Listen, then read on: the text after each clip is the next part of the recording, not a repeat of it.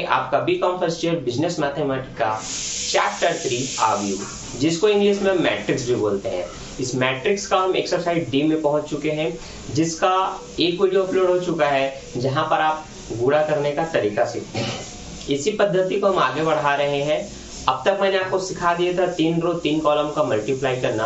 अब हम सीखेंगे 1 रो और 1 कॉलम का मल्टीप्लाई करना। ठीक है, तो ध्यान दीजिए। सबसे पहला हमारा प्रश्न है के स्क्रीन पर क्वेश्चन नंबर 10।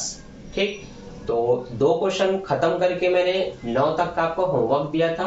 अगर आपने वो वीडियो नहीं देखा तो डिस्क्रिप्शन में लिंक दिया हुआ है, आप जाकर के चेक कर सकते हैं। ठीक, तो क्वेश्चन नंबर 10 जिसमें ए का जो मान लिया है उसमें एक ही कॉलम है। ठीक, लेकिन रो की संख्या पूछी जाए तो आपको बताना है 1 2 3 4 रो है, एक कॉलम 4 रो। ठीक, अगले प्रश्न में रो की संख्या तो 1 है, पर कॉलम की संख्या अगर हम देखते जाए तो वहां पर 4 है। ठीक, ये तो हुई पहचानने की बात। अब हम देखते हैं कंडीशन क्या है। तो प्रश्न का कंडीशन है ए और बी ज्ञात कीजिए, मतलब दोनों का गुणनफल ज्ञात कीजिए। ठीक, तो मैंने आपको सिखाया था रो का गुणा होता है कॉलम के साथ, रो का गुणा होता है कॉलम के साथ। तो ध्यान दीजिए, ए मैट्रिक्स के पहले रो में 3 है और बी मैट्रिक्स के पहले कॉलम में 4 है। तो फर्स्ट रो गुणा करता है फर्स्ट कॉलम से, फिर फर्स्ट रो गुणा करता है सेकंड कॉलम से, फिर फर्स्ट रो गुणा करता है थर्ड कॉलम से, फर्स्ट रो गुणा करता है फोर्थ कॉलम से। उसी प्रकार second row first column, second column, third column, fourth column. इसी प्रकार third row first column, second column, third column, fourth column. इसी प्रकार fourth row first column, second column, third column, fourth column. ये multiply करना है, तो चलिए करते हैं। पहले हम गुणा 3 और 4 का करेंगे, तो हमने जमाया 3 गुणित 4। फिर हम गुणा करेंगे 3 और 2 का, तो हमने जमाया 3 गुणित 2। फिर हम गुणा करेंगे 3 और 1 का, तो हमने जमाया 3 गुणित 1। फिर हमने गुणा किया 3 और 0 का, तो ये हमने जमाया। उसी तरह से सब का हम ये जमा दिए।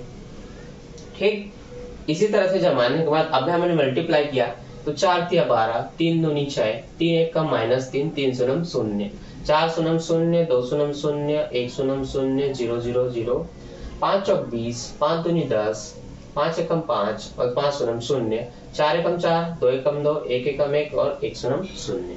ठीक, तो हमें ऐसे प्रश्नों में बस यही ध्यान देना है, फर्स्ट रो फर्स्ट कॉलम की संख्या ज्यादा है तो ये गैप में बढ़ते जाएगा। ठीक, आगे बढ़ते हैं हमारे क्वेश्चन नंबर 15 में। अब इस टाइप का एक प्रश्न क्वेश्चन नंबर 11 में दिया हुआ है, जिसको आप बना करके देख सकते हैं। इसकी सहायता से आप उसको बना ही सकते हैं। ठीक, तो क्वेश्चन नंबर 15, यहाँ पर 3 मैट्रिक्स दिया गया है। ठीक है, जिनमें रो की संख्या 1 है और 2 कॉलम है। उसके बगल में इनटू करके दिया है जिसमें 2 रो है और 3 कॉलम है। उसके बाद फिर से दिए हैं जिसमें 1 कॉलम है पर 3 रो है। तो हम तीनों को एक साथ नहीं करेंगे, हम एक एक करके करेंगे, मतलब 2 का जोड़ा पहले। तो हम इन दोनों का आपस में मल्टीप्लाई करते हैं और देखते हैं क्या आता है। तो ये रहा हमारा पहला step, first row first column. तो 1 और 2 का होगा, ये जम गया, प्लस 2 और 3 का होगा, ये जम गया। जब एक रो में बहुत सारी संख्या हो और एक कॉलम में बहुत सारी संख्या हो, तो जब फर्स्ट रो फर्स्ट कॉलम को होगा एक एक संख्या का गुणा प्लस दूसरी संख्या का गुणा प्लस तीसरी संख्या का गुणा, मतलब संख्याएं जुड़ती जाती है गुणा होकर के। ठीक, लेकिन इनके जैसा अगर एक ही रो में एक संख्या और एक ही कॉलम में एक संख्या हो तो वो गुणा तो होंगे, पर जुड़ने के लिए इधर और कोई संख्या नहीं है कॉलम में, तो वो अलग से वहीं रुक जाएगा। स्पेस करके आगे बढ़ते हैं। ठीक, तो देखिए 1 और 2 का होना था, जमा दिए, प्लस 2 और 3 का होना था, जम गया। अब फर्स्ट रो फर्स्ट कॉलम हो गया, अब फर्स्ट रो सेकंड कॉलम होगा, तो 1 और 3 का होना चाहिए, जमा दिए। 2 और 0 का होना चाहिए, जमा दिए। अब 1 और 1 का होगा, जम गया, और 2 और 2 का होगा, ये भी जम गया। ठीक, तो first row first column second column third column सब हो गया। अब सेकंड रो तो है ही नहीं, इसका गुणा करूं तो बस इतना ही रहेगा। अब बस आपको ध्यान देना है, 2 एकम 2 हुआ, 2 तिया 6 हुआ, माइनस प्लस माइनस होगा, 3 एकम 3 हुआ और 2 शून्य 0 हुआ। ठीक है, 1 एकम 1 माइनस 1, 2 दूनी 4 माइनस 4, क्योंकि यहाँ पर ये माइनस है।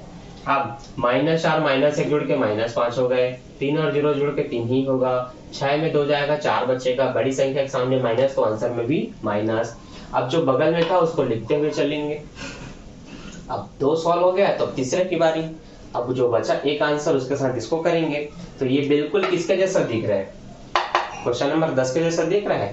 ठीक, अंतर क्या है, इसमें b का मान बाद में है, वहां पर वो a के मान के रूप में है ना। तो समझ लीजिए जो इधर था वो इधर आ चुका है और जो इधर था वो इधर आ चुका है। मल्टीप्लाई करना है तो आपने ये तो सीख लिया, अब इसको भी सीख लेंगे तो पूरा का पूरा आप मल्टीप्लाई सीख गए अवयव का, मैट्रिक्स का। अब फर्स्ट रो फर्स्ट कॉलम को मल्टीप्लाई करना है, तो फर्स्ट रो की पहली संख्या 4 और फर्स्ट कॉलम की पहली संख्या 1 लिख दिए। 4 गुणित 1, 3 गुणित 1, 5 गुणित 2 हो गया। अब 4 एकम 4, 3 एकम 3, 5 दूनी 10, माइनस है तो -10। अब सब जुड़ेगा, मैंने बताया था फर्स्ट रो में जितनी संख्या हो, फर्स्ट कॉलम में जितनी संख्या हो, गुणा तो एक एक का होगा, लेकिन प्लस करके बाकी संख्या आपस में जुड़ती जाती है। समझ में आई बात, इसलिए हमने प्लस का चिन्ह लगाया सब में, ये मेन चिन्ह हमारा। अब दोनों माइनस माइनस जुड़ के कितना हो जाएंगे 14, 14 में 3 जाएगा, कितना बचेगा 11। समझ आई बात। तो इस तरह से 14 में जब 3 घटेगा 11 बचेगा, बड़ी संख्या के सामने माइनस, तो आंसर में भी क्या रहेगा माइनस। ठीक, समझ आया। तो ये बहुत ही कॉमन और बहुत ही कंफ्यूज करने वाले प्रश्न होते हैं जब एक कॉलम और एक रो दिया जाता है। बाकी 3-3 रो 3-3 कॉलम का मैंने वीडियो बनाकर अपलोड कर दिया है एक्सरसाइज डी के फर्स्ट पार्ट में, उसको आप देख सकते हैं। ठीक है, ऐसे बहुत सारे प्रश्न हैं जो आपसे बन जाएंगे, खासकर सरल कीजिए वाला प्रश्न।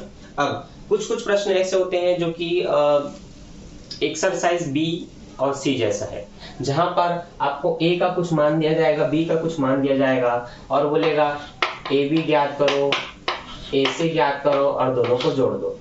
तो काम आपका बस इतना रहेगा, आप ए बी के मान लेते हैं, आपका ए है और ये बी है और ये मान लेते हैं सी है, तो आपको बोला जाएगा कंडीशन के रूप में ये, तो आप क्या करो ए के मान से बी को भी गुणा करो तो आपका ए बी निकल जाएगा, फिर ए के मान को सी से गुणा करो तो आपका ए से निकल जाएगा, दोनों को जोड़ दो।